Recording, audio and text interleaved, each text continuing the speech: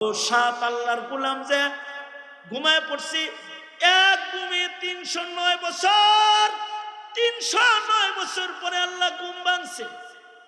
এমনকি আল্লাহ তাআলা সূর্য কি বলে, সূর্য সাবধান, এখানে তাওহীদ পছন্দ গোলাম ঘুমাইছে, ওদের চোখে যেন আলো না লাগে, কক্ষপথ পরিবর্তন করে উঠা যাও, গর্তের ভেতরে যেন সূর্যের আলো না যায়, ওদের ঘুম যেন ভেঙ্গে না যায়। এবার সূর্য দূর দিয়া উঠা যায়, ডুইবা যায়, ভিতরে আলো যায় না। 309 বছর পরে ঘুম ভাঙ্গাইছি, ঘুম থেকে জায়গায় একজন আরেকজনের কয়, কিরে খুব ঘুমাইছ? কতক্ষণ ঘুমাইলাম রে? কেউ কয় আধা দিনের কম না, কেউ কয় একদিনের কম না। ইয়াউমুন আও বা'দা ইয়াউম, আরেকজন এক দুই দিন বুঝি লম্বা ঘুমাইছে, খিদা লেগে গেছে, তাহলে যাও বাজারে যাও কিছু নিয়ে আসো। টাকা লয়ে বাজারে গেছি, যায় দেখি ধরা খাইছে। মানে বাজারে কোনো পরিচিত মানুষ নাই, দোকানদার সব নতুন নতুন লাগে, টাকা দিছে আর কয় করতে আইছস? 309 বছর আগের টাকা লয়ে আইছস, গুপ্তধন পাইছস? না ভাই, এগুলো আমার ইনকাম করা টাকা না, এগুলো তোর ইনকাম করা 309 থেকে। তুই কি 309 বছর আগের মানুষ? এখন বাদশাকে, এখন বাদশাহ অমুক, তখন বাদশাকে ছিল তুই তো 309 বছর আগের লোক, কয়দিন ঘুমাইছস? আমি একা না, আমার লগে আরো আছে, সব একসাথে ঘুমাইছিলাম। আসহাবে কাহফের ঘুম দেখা আর জাগ্রত হওয়া দেখা সবার কিয়ামত বুঝে আসছে। গোটা রাজ্যের মানুষ একসাথে কালেমা পড়ে মুসলমান হয়ে গেছে। এবারে ইমানদাররা কয়, ওগো আল্লাহ, আমাদের ইমান, আমাদের ঘুম, আমাদের জাগ্রত হওয়া দেখায়া যেই বান্দাগুলার ইমান আনলো, আমরা ওই বান্দাদের ক্ষতির কারণ হতে চাই না। হতে পারে তারা আমাদের পূজা শুরু করে দিবে, সুতরাং এই দুনিয়ায় আমাদের থাকার দরকার নাই। মূর্তি অপছন্দ করার আমলটা যদি পছন্দ হয়ে থাকে, আল্লাহ তুমি আমাদেরকে তোমার কাছে ডেকে নিয়ে যাও। দোয়াটা করতে দেরি হইছে, আল্লাহ তাআলা 7 জনকে একসাথে ডেকে জান্নাতে নিতে দেরি করেনি। 7 জনকে একসাথে আল্লাহ তাআলা মৃত্যু দিয়া আল্লাহর জান্নাতে পৌঁছায়া দিয়েছে। ইন্নাল ইনসানা লাফি খুসর ইল্লাল্লাযীনা আমানু ওয়া আমিলুস সালিহাতি ওয়া তাওয়াসাউ বিল হাক্কি ওয়া তাওয়াসাউ বিস সাবর। وقال النبي صلى الله عليه وسلم كل أمتي يدخلون الجنة إلا من أبى قيل من يأبى يا رسول الله قال من أطاعني دخل الجنة ومن عصاني فقد أبى। হযরত বুজুর্গ উলামায়ে কেরাম সম্মুখপানে সমবেত দিন প্রিয়, ইসলাম প্রিয়, দিনদার ইমানদার মুমিন মুসলমান ভাইরা, পর্দার আড়াল থেকে আলোচনায় শামিল মা বোনেরা, আল্লাহর দরবারে শুকর, আল্লাহ তাআলা কোরআনে কারীমের দর্শে তাফসীর মাহফিলে আমাদের আশার বসার তৌফিক দান করেছেন। কালিমাতুশ শুকর করি, শুকরিয়া আদায় করি, জবান খুলে ভক্তি ভরে, সমস্বরে আওয়াজ করে মহাব্বতে সকলে মিলে বলুন আলহামদুলিল্লাহ। 2 দিন ধরে ওলামা হযরতগণ গুরুত্বপূর্ণ নসিহত করেছেন।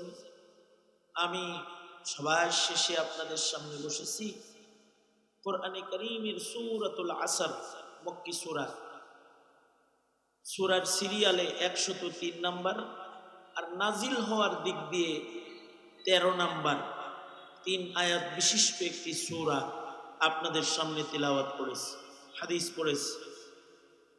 সূরাটার গুরুত্ব এত বেশি যে ইমামে শাফিঈ রহমাতুল্লাহি আলাইহি বলেন, এই উম্মতকে যদি আল্লাহ শুধু সূরা আসর দিত, আর যদি কোনো আয়াত হাদিস নাও দিত, উম্মত যদি এই সূরার উপরে চলতো কিয়ামত পর্যন্ত, তো এই সূরাটাই গোটা উম্মতকে জান্নাতে নেওয়ার জন্য যথেষ্ট ছিল। সাহাবীদের একটা আমল হলো, সাহাবীরা একজন আরেকজনের সাথে দেখা হইলে এই সূরা পড়া শোনায় দিত। আমার যেহেতু আপনাদের সাথে সাক্ষাৎ, সাহাবীদের একটা আমল নকল করলাম, এই সূরা আপনাদেরকে পড়ে শোনাইলাম। সাহাবীরা তো উলাইকা হুমুল মুমিনুনা হাক্কা, তারা প্রকৃত ঈমানদার। ওনাদের আমলের নকলের বরকত যদি আল্লাহ আমাদের দেয়, তা আমরা লাভবান হয়ে গেলাম। এই মানুষে সূরাটা তিলাওয়াত করেছে। কুরআনে কারীম পুরাটা আল্লাহর কথা। কার কথা? জোরে বলেন, আরো জোরে বলেন। আমাদের মালিক কে? আসমান জমিন কার? কুরআন কার কালাম? কুরআন পুরাটা আল্লাহর কথা। কুরআনে আল্লাহ পাকের কথার ভেতরে আল্লাহ তাআলা অসংখ্য জায়গায় কসম করে করে কথা বলছে। আমাদেরও খাসলাত হলো আমরা কসম করে কথা বলি। মানুষের খাসলাত, মানুষ কথা কসম করে বলে। আল্লাহ তাআলাও কোরআনে জায়গায় জায়গায় কসম করে কথা বলছেন, কিন্তু মানুষের কথায় কসমের উদ্দেশ্য ভিন্ন, আর আল্লাহর কথায় কসমের উদ্দেশ্য ভিন্ন। মানুষ কসম করে তার কথাকে ওজন বাড়ানোর জন্য, তার কথাকে বিশ্বাস্য বানানোর জন্য, তার কথাটা মার্কেটে সবাইরে আস্থার সাথে গ্রহণ করার জন্য কসম করে। যেমন তুই এই কামটা করছস, না ভাই আমি করি নাই। তুই ছাড়া কেউ করে নাই, না আমি করি নাই। তুই ছাড়া কেউ সাহসী পাবে না, তুই করছস, না ভাই আল্লাহর কসম করি নাই। তাইলে মনে হয় করস নাই। তার মানে 3 বার কসম ছাড়া কইছে, বিশ্বাস করে নাই, কসম করছে, আর কথাটার ওজন বাড়ছে, তো কয় ঠিক আছে তাহলে করস নাই। মানুষের খাসলাত কসম বিশ্বাস করে, কসমের কথা গ্রহণ করে, আর মানুষ তার কথাকে ওজনদার বানানোর জন্য কসম করে। কিন্তু আল্লাহ তাআলা আল্লাহর কথায় মানুষের বিশ্বাস করানোর জন্য আল্লাহ কসম করেন নাই। আল্লাহর কথা কসম করে সত্য বানানোর দরকার নেই। ওমান আসদাকু মিনাল্লাহি কিলা, আল্লাহর চাইতে সত্যবাদী আর কেউ আছে? জোরে বলেন। ওমান আসদাকু মিনাল্লাহি কিলা, আল্লাহর চাইতে সত্যবাদী আবার কে? সুতরাং আল্লাহর কথা কসম করে সত্য বানানোর দরকার নেই। আল্লাহর কথা সব সত্য, এটাই ঈমান। কসম কইরা আল্লাহর কথা বড় বানানোর দরকার নাই। কালামুল মুলুকি মুলুকুল কালাম, আল্লাহর কথা এমনি কথার রাজ্যের রাজা, রাজার কথা কথার রাজ্যের রাজা কথা। এটা কসম করে এটারে ওজন বানানোর কোনো দরকার নেই। তবে আল্লাহ তাআলা আসরুন শব্দটা কোরআনের সূরা আসরের শুরুতে কসম করেছেন। এরকম জায়গায় জায়গায় আল্লাহ কসম করেছেন, বিভিন্ন জিনিসের কসম করেছেন।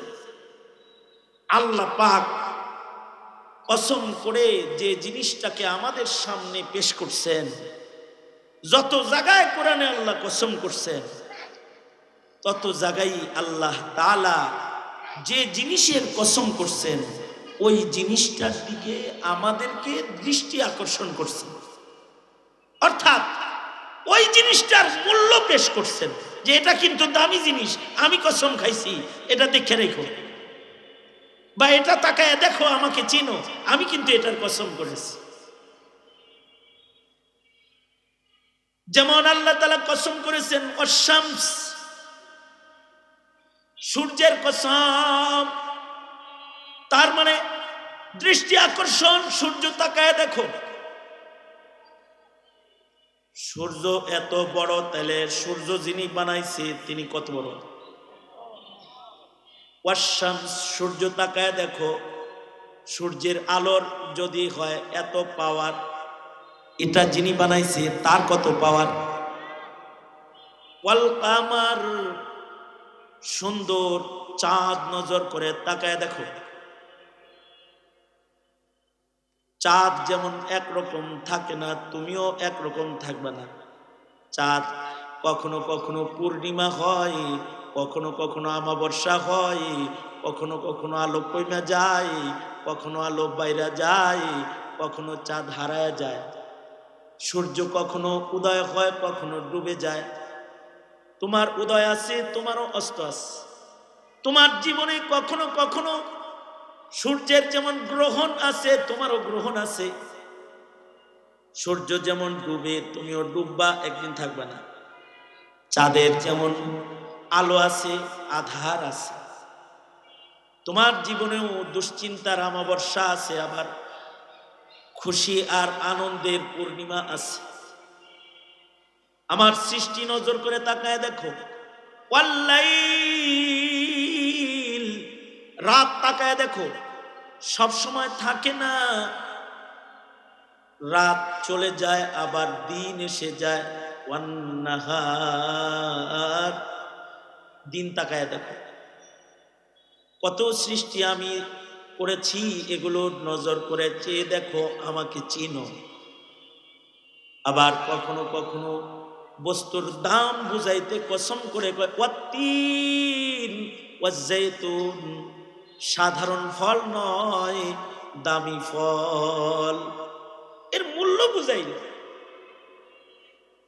ওই রকম আল্লাহ বলে ওয়াল আসর, এটি নামাজ বটে কিন্তু সাধারণ নামাজ নয়।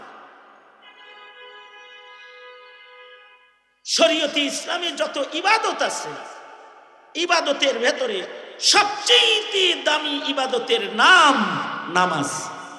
বলেন, সবচেয়ে দামি ইবাদতের নাম কি? জোরে বলেন। নামাজ। ইমানের পরে সবচেয়ে দামি ইবাদত হলো নামাজ।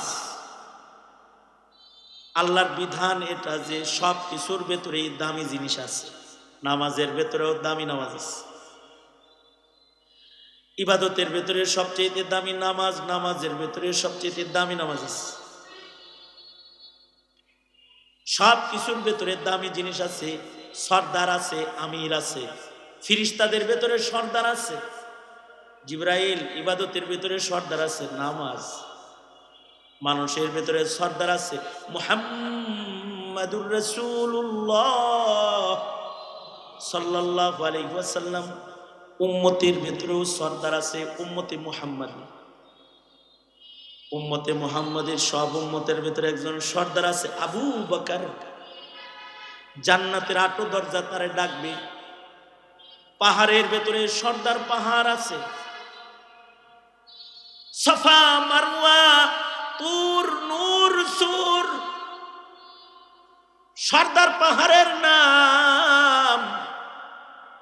পাথরের ভেতরে সর্দার পাথর আছে, মাকামে ইব্রাহিম, হাজারুল আসওয়াদ।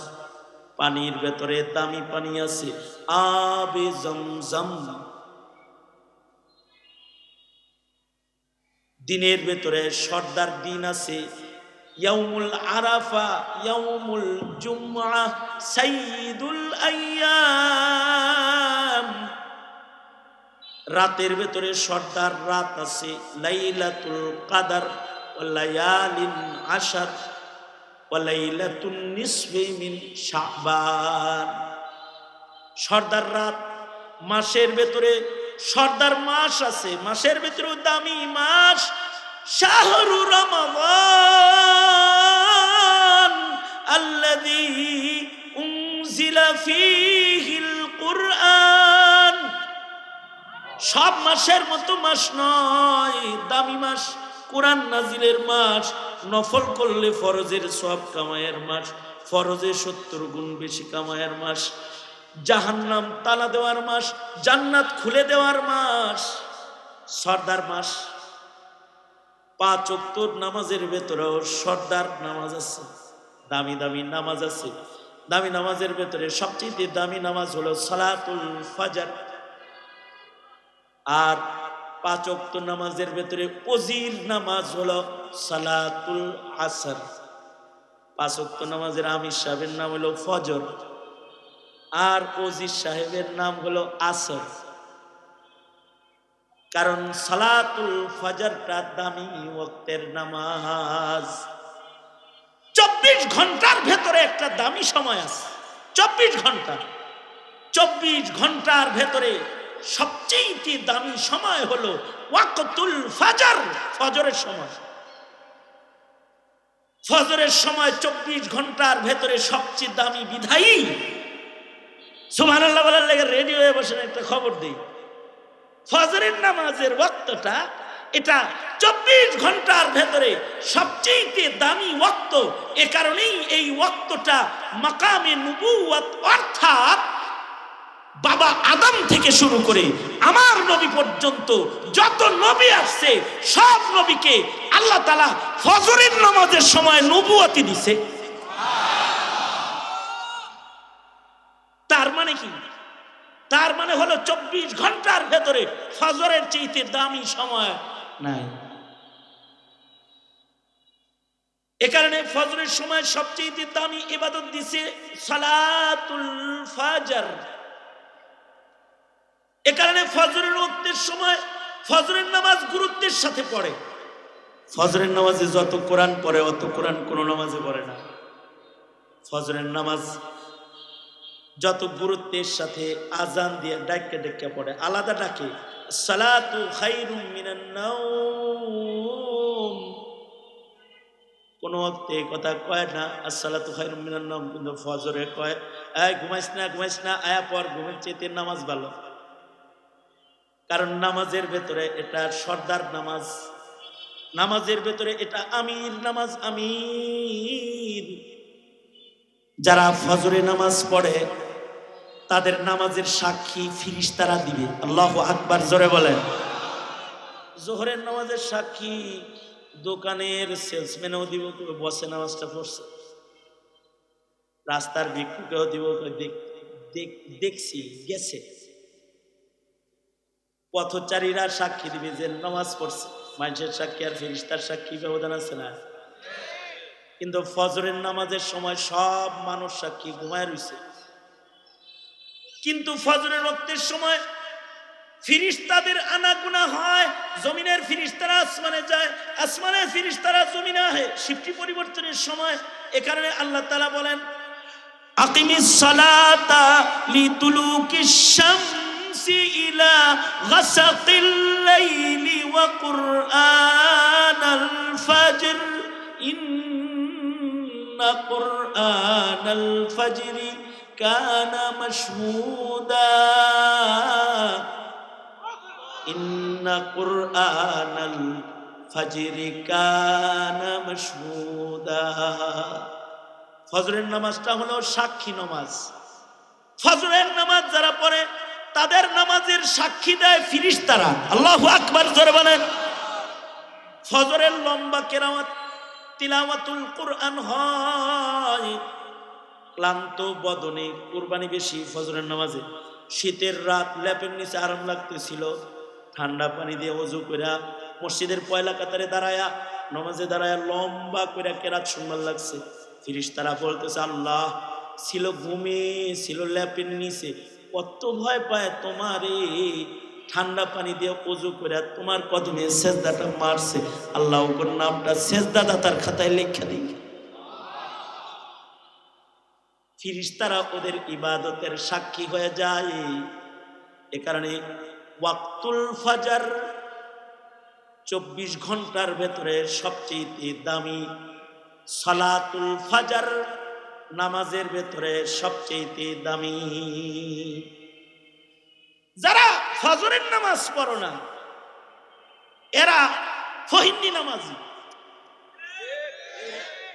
রাগ হইছে, এই রাগ হলে কি চেয়ে বোঝা। ফহিন্নি নামাজি বেটা ফজর পড়স না। আর যারা ফজর পড়ে ওরা সরদার নামাজি। আল্লাহু আকবার বলেন, সরদার নামাজি।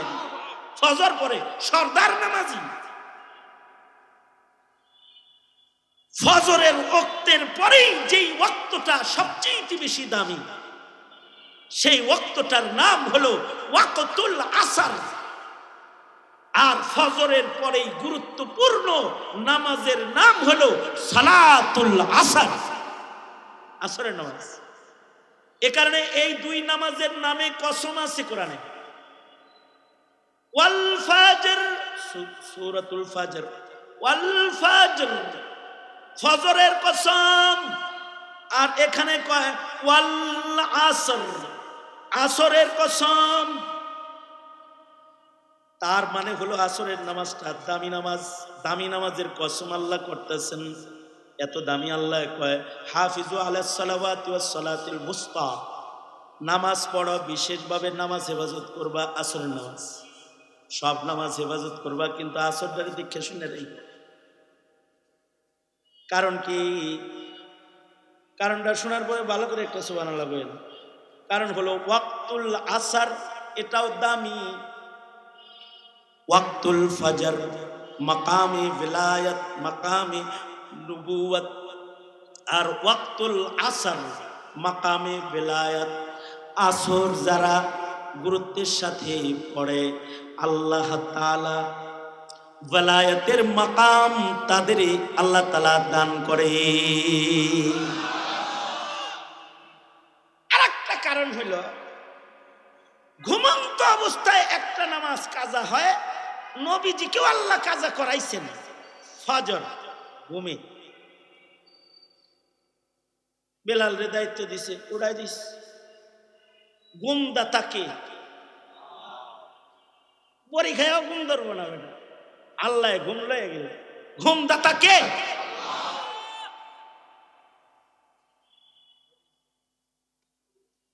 মাইরা একেবারে কাটবে না আল্লাহ। ঘুম দেয় কে? আল্লাহ। আল্লাহ যদি ঘুম দেয় কাউরে, তাহলে সেই ঘুম অনেক সময় লম্বা হয়ে যায়, অ্যালার্ম বাজে, করার কিছু থাকে না। অ্যালার্ম নিয়ে ঘুম পাড়াই দিল আল্লাহ, সমস্যাটা কি? বেলাল তো অ্যালার্ম, বেলালেরও ঘুম পাড়াই দিছে। বেলাল সারা জনম ফজরে সবাই রে ডাকে, আল্লাহ বেলাল রেও ঘুম পাড়াই দিছে, বেলালও ঘুমায়। আল্লাহ যদি ঘুম পাড়ায় কাউকে, তাহলে ঘুম লম্বা হয়। এ কারণে ইমানদার রে আল্লাহ লম্বা ঘুম পাড়াবে কবরে। ইমানদার যখন ঘুমাবে, কবরে যাবে, তো তাকে বলবে নাম কানাউমাতিল আরুস, বাসরের জামাইয়ের বড় একটা ঘুম দে, কেউ দরজার কাছে আইব টাইব না। আল্লাহু আকবার জোরে করে বলেন। ঘুম দে, এক ঘুমে ইসরাফিলের বাসি। পরে ইসরাফিল তো করে ডাকবো না। আল্লাহ তাআলা সূরা কাহাফে আছে, আসহাবে কাহাফকে ঘুম পাড়াইছে এক ঘুমে 309 বছর। কয় বছর? এই কয় বছর? কয় বছর? 309 বছর। এক ঘুমে 309 বছর। কিসের বদলায় ঘুম? অনেক নামাজ পড়ছে তাই, অনেক রোজা তাই না, আরামের একটা ঘুম উপহার দিছে আল্লাহ তাদেরকে। কিসের বদলায়? মূর্তি অপছন্দ করার গুণের বদলা। কিসের বদলা? মূর্তি অপছন্দ করা। কিসের বদলা? কিসের বদলা? আমি আল্লাহর কাছে দোয়া করি, সারা জনম মৌলবীরা ভাস্কর্য আর মূর্তির বিরুদ্ধে ওয়াজ করলো, কিন্তু 5 তারিখের থেকে 6 তারিখ সন্ধ্যার ভেতরে টোটাল বাংলাদেশের সব মূর্তি ধুলার সাথে মিশাইয়া দিল। কোনো আলেম মূর্তি ভাঙে নাই, কোনো ছাত্র মূর্তি ভাঙে নাই, কিন্তু মূর্তি অপছন্দকারী ইব্রাহিমের সন্তানরা বাংলাদেশের স্কুল কলেজেও আছে। ওরা মূর্তিকে শোয়ায়া মূর্তির উপরে মুইতা দিছে, বেটা মুইতা দিছে, মুইতা দিছে, পেশাব করছে।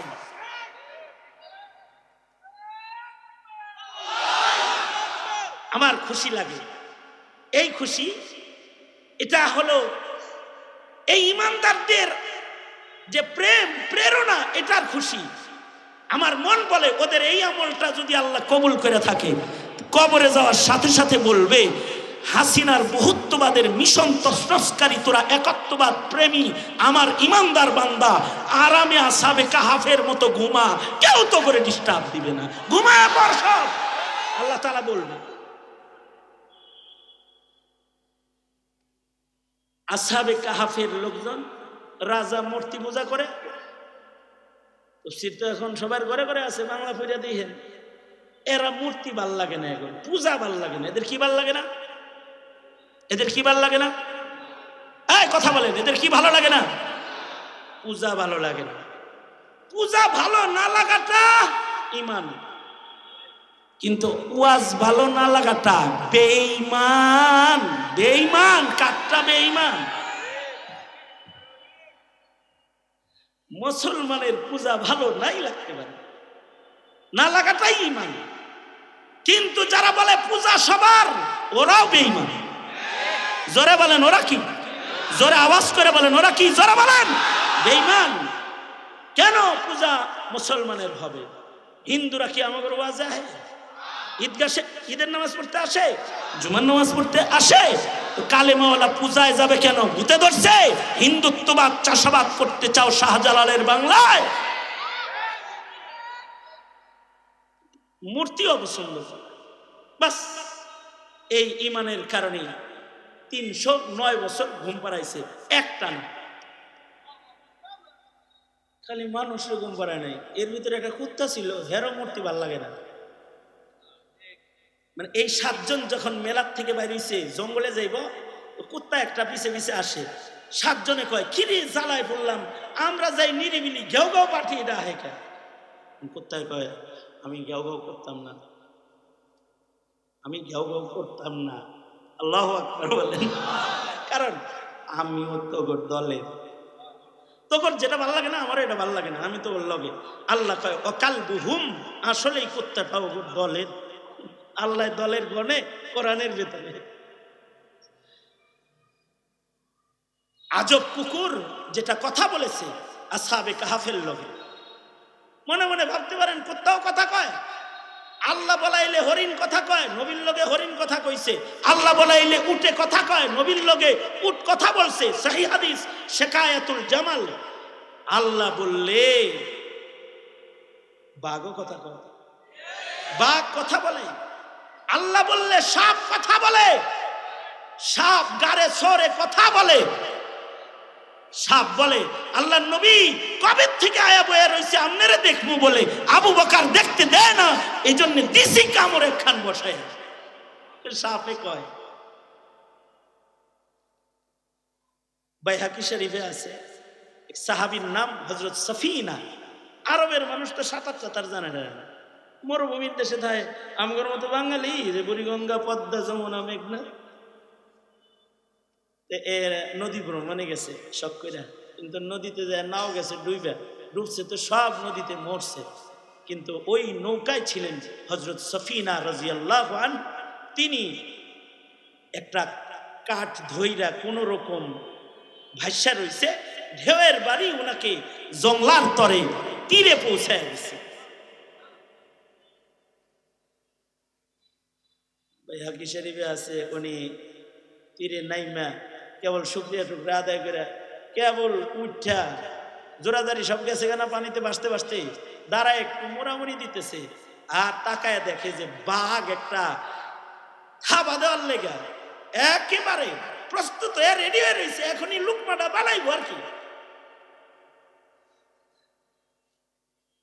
সাহাবীর মতন, সাহাবী যেমন জঙ্গলের পাহাড়ের চূড়ায় দাঁড়ায় বলে, এই জঙ্গলের হিংস্র প্রাণী, আমরা আল্লাহর রাসূলের সাহাবী, সব বাইরে হয়ে যা। সাহাবী এই কথা বলছে, আর জঙ্গলের প্রাণীরা সব যার যার মতো জঙ্গল ছাইরা চলে যেতেছে। এটাও তো সাহাবী।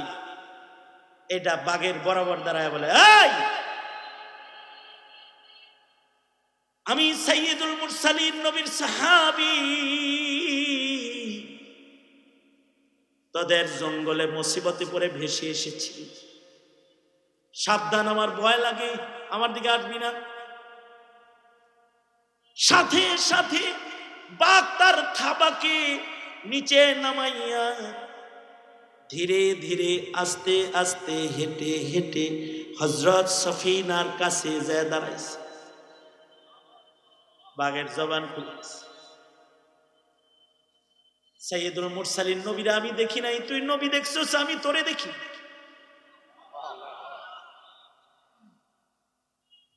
তুই তোর হাতটা আমার পিঠের উপরে রাখ, জঙ্গলের সবাই বুঝবে তোর লগে আমার খাতির, আমি জঙ্গলের রাজা। ভয়াল জঙ্গল পার করে দেব আমি আমার জিম্মায়। হযরত সফিনা বাঘের পিঠে হাত রাখছে, বাঘ জঙ্গলের মাঝখান দিয়া হযরত সফিনাকে নিয়ে পার হয়ে চলে যায়। বাঘ সিংহ সবাই দেখে নীরব দাঁড়ায়, কেউ কাছে আসে না। টোটাল জঙ্গল পার করে দিয়া মানব বসতির কাছাকাছি আগায়া দিয়া এবার বাঘটা কান্দে আর সফিনাকে আদর করে বলে, যাও, চলে যাও। যতদূর হযরত সফিনাকে দেখা গেছে ততদূর বাঘ দাঁড়ায় দাঁড়ায় কাঁদছে, মনে হয় নিজের আপন কলিজা ছেঁড়া কোনো ধন বিদায় দিতেছে। বাঘের জবান খুলে গেছে, বাঘ কথা বলেছে। আল্লাহ পাকের কুদরত, আল্লাহ বলাইলে বাঘ কথা কয়, আসহাবে কাহাফের কুকুর কথা কয়। মূর্তি খালি তগর অপছন্দ না, আমারও অপছন্দ, আমি তোদের দলের, তারাইস না, আমি তোদের সাথে থাকবো। ও সাপ আল্লাহর গোলাম যে ঘুমায় পড়ছি, এক ঘুমে 309 বছর, 309 বছর পরে আল্লাহ ঘুম ভাঙছে। এমনকি আল্লাহ তাআলা সূর্যকে বলে, সূর্য সাবধান, এখানে তাওহীদ পছন্দ গোলাম ঘুমাইছে, ওদের চোখে যেন আলো না লাগে, কক্ষপথ পরিবর্তন করে উঠা যাও, গর্তের ভেতরে যেন সূর্যের আলো না যায়, ওদের ঘুম যেন ভেঙ্গে না যায়। এবার সূর্য দূর দিয়া উঠা যায়, ডুইবা যায়, ভিতরে আলো যায় না। 309 বছর পরে ঘুম ভাঙ্গাইছি। ঘুম থেকে জায়গায় একজন আরেকজনের কয়, কিরে খুব ঘুমাইছ? কতক্ষণ ঘুমাইলাম রে? কেউ কয় আধা দিনের কম না, কেউ কয় একদিনের কম না। ইয়াউমুন আও বা'দা ইয়াউম, আরেকজনের ধাপ পাটা 1-2 দিন বুঝি লম্বা ঘুমাইছে, খিদা লেগে গেছে। তাহলে যাও বাজারে যাও, কিছু নিয়ে আসো। টাকা লয়ে বাজারে গেছি, যায় দেখি ধরা খাইছে। মানে বাজারে কোনো পরিচিত মানুষ নাই, দোকানদার সব নতুন নতুন লাগে, টাকা দিছে আর কয় করতে আইছস? 309 বছর আগের টাকা লয়ে আইছস, গুপ্তধন পাইছস? না ভাই, এগুলো আমার ইনকাম করা টাকা না, এগুলো তোর ইনকাম করা 309 থেকে, তুই কি 309 বছর আগের মানুষ? এখন বাদশাকে, এখন বাদশাহ অমুক, তখন বাদশাকে ছিল কয় অমুক, তুই তো 309 বছর আগের লোক, কয়দিন ঘুমাইছস? আমি একা না, আমার লগে আরো আছে, সব একসাথে ঘুমাইছিলাম। আসহাবে কাহাফের ঘুম দেখা আর জাগ্রত হওয়া দেখা সবার কিয়ামত বুঝে আসছে। গোটা রাজ্যের মানুষ একসাথে কালেমা পড়ে মুসলমান হয়ে গেছে। এবারে ইমানদাররা কয়, ওগো আল্লাহ, আমাদের ইমান, আমাদের ঘুম, আমাদের জাগ্রত হওয়া দেখায়া যেই বান্দাগুলার ইমান আনলো, আমরা ওই বান্দাদের ক্ষতির কারণ হতে চাই না। হতে পারে তারা আমাদের পূজা শুরু করে দিবে। সুতরাং এই দুনিয়ায় আমাদের থাকার দরকার নাই। মূর্তি অপছন্দ করার আমলটা যদি পছন্দ হয়ে থাকে, আল্লাহ তুমি আমাদেরকে তোমার কাছে ডেকে নিয়ে যাও। দোয়াটা করতে দেরি হইছে, আল্লাহ তাআলা 7 জনকে একসাথে ডেকে জান্নাতে নিতে দেরি করেনি। 7 জনকে একসাথে আল্লাহ তাআলা মৃত্যু দিয়া আল্লাহর জান্নাতে পৌঁছায়া দিয়েছে। ঘুম আল্লাহর দান। আল্লাহ ঘুম পাড়াইলে এরকম পাড়ায়। আল্লাহ ঘুম পাড়াইলে কলা পাতায়ও ঘুম পাড়ায়। আল্লাহ ঘুম পাড়াইলে মসজিদেও ঘুম পাড়ায়। আল্লাহ ঘুম পাড়াইলে শান্তিতে নিজের জন্মভূমিতেও ঘুম পাড়ায়। আর আল্লাহ যার ঘুম জন্মভূমিতে হারাম করে দেয়, সে মুদির ঘরে যায় ঘুমায় যায়, নিজের ঘরে ঘুম হয় না। রবের দান।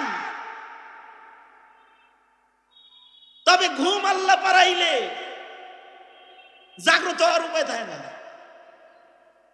এখন বান্দারে যদি আল্লাহ ঘুম পাড়ায় আর যদি ফজর কাজা হয়, তো বান্দা আমল করবে কেমনে? এই জন্য নবীরাও একদিন ঘুম পাড়ায় দিচ্ছে।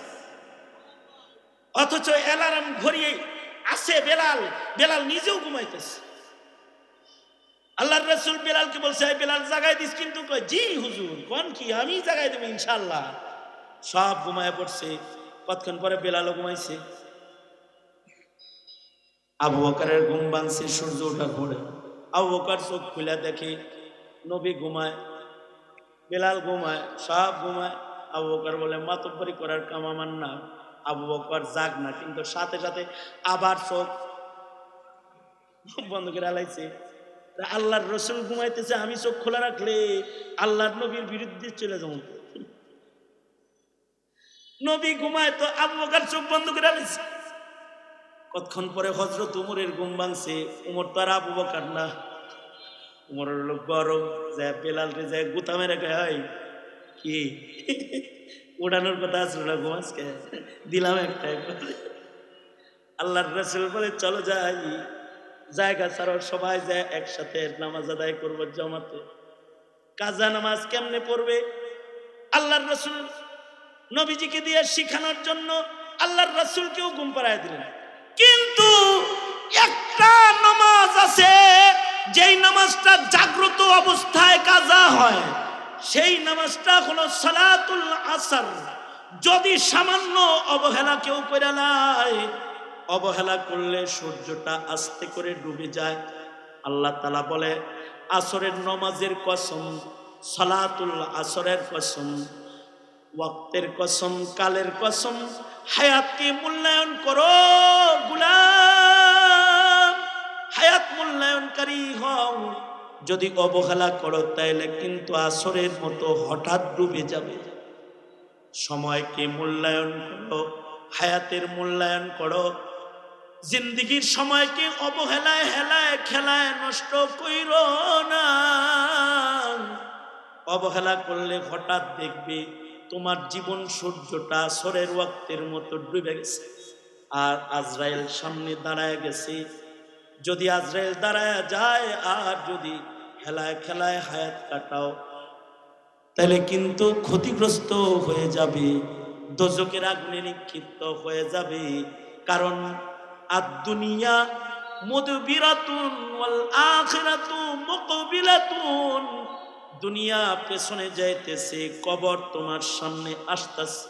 সব মানুষের সামনে কবর যাইতেছে, কবর আগাইতেছে আর দুনিয়া পিছাইতেছে। সব মানুষ এই হায়াতের নিসবতে ধ্বংসের ভেতরে আছে। সবার হায়াত কমতেছে, সবাই দৌড়ায় কবরের দিকে যাইতেছে। ইল্লা, কিন্তু এক দল আছে যারা কবরের দিকে যায় না, যারা জান্নাতের দিকে যায়, যারা আল্লাহর দিকে যায়, যারা দুনিয়ার হায়াত শেষ করে জান্নাতের হায়াতের দিকে আগায়। একটা দল আছে, তাদের মরণে ধ্বংস নাই, তাদের হায়াত ফুরাইলে দুশ্চিন্তা নাই।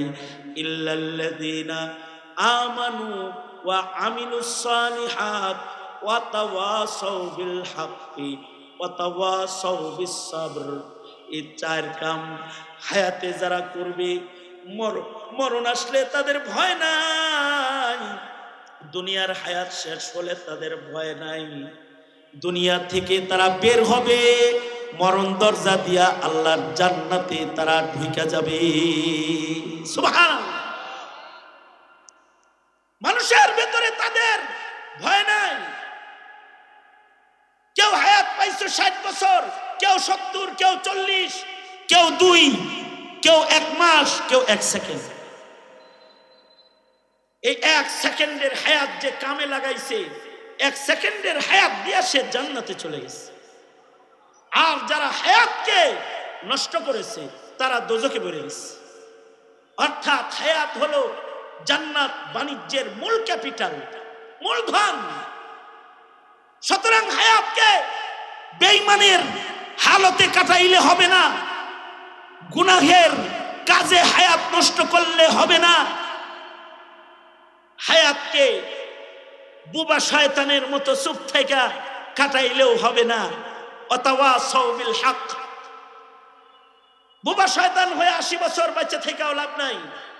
মুগ্ধ আবু সাইদের মতো 21 বছর বাঁচলেও সত্য বলে যদি বুক টান করে মরে যাও তো অমর হয়ে মরে যাবে, তুমি চলে যাবে, কিন্তু জাতি তোমার জন্য দোয়া করতে থাকবে, জান্নাত চাইতে থাকবে। ওয়াতাওয়াসাউ বিল হক ওয়াতাওয়াসাউ বিস সাবর। ধৈর্যের চরম পরাকাষ্ঠায় নিজের হায়াত কাটাবে। আমলের ধৈর্য, মুসিবতের ধৈর্য, গুনাহ থেকে বাঁচার ধৈর্য, এই গুণগুলা যাদের ভেতরে পাওয়া যাবে তাদের হায়াত শেষ হইলে অসুবিধা নাই। একদিকে তাদের হায়াত শেষ হবে, আরেক দিকে তারা দুখুলে জান্নাত হবে। সুতরাং নিজের জিন্দেগির মূল্যবান হায়াত এটা কাজে লাগাইতে হবে। আর হায়াত কাজে লাগানোর গোল্ডেন মাস হলো রমজান মাস, যেটা আইতাছে। আল্লাহর রাসূল বলে রজব মাস আয়া পড়লে আল্লাহর কাছে হায়াত চাইবা। এই কথাটা আমার আলোচনার আজকে শেষ কথা। আমার কাছে যদি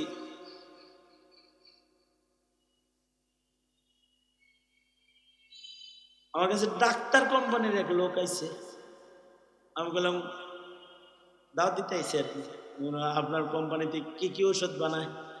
সব ওষুধ। আপনার লোক আমার খাতির দরকার, কারণ বাড়িতে রোগীর অভাব নেই। আমি বললাম কিরকম চলে কোম্পানি? কম্পিটিশন বিজনেস তেমন ভালো না। আমাকে একটা বুদ্ধি দিতে পারি, বিজনেস চাঙ্গা হয়ে যায়। একটা ওষুধ আপনার কোম্পানিকে বানাইতে বলেন তো, ভ্যাকসিনকো অথবা স্কয়ার, এগুলোর সবগুলোর ডিগবাজি দিয়ে 1 নম্বরে চলে যাবেন। কি ওষুধ? একটা বড়ি বানাইবেন যার উপরে লিখে দিবেন হায়াত বড়ি। রসিকতা করেন, করি, ফাঁক পাইলে, চান্স পাইলে করি, আমরা লয়ে করতেছি। কোম্পানিরে বলেন হায়াত বড়ি বানাইতে, হায়াত বড়ি মার্কেটিং করে বেচা লাগবো না, আপনার ইফটিজিং করে লয়ে যাব, সুমায়া টুমায়া লয়ে যাব টাকা দিয়ে। হুজুর এটা কি হয়? আমি কইলাম হ্যাঁ, দুনিয়ার একজন ডাক্তার আছে, যেই ডাক্তারের ডিসপেন্সারির ভেতরে হায়াত বড়ি তিনি রেখে গেছে। ডাক্তারের নাম হলো মুহাম্মাদুর রাসূলুল্লাহ সাল্লাল্লাহু আলাইহি ওয়াসাল্লাম। আর তিনি রজব শাবানে একটা দোয়া শিখায় গেছে। তার সুন্নতের ডিসপেন্সারির ভেতরে, ফার্মেসির ভেতরে একটা আমল আছে। এই আমলটা যদি কেউ করে তাহলে তার হায়াত বাইরা যায়।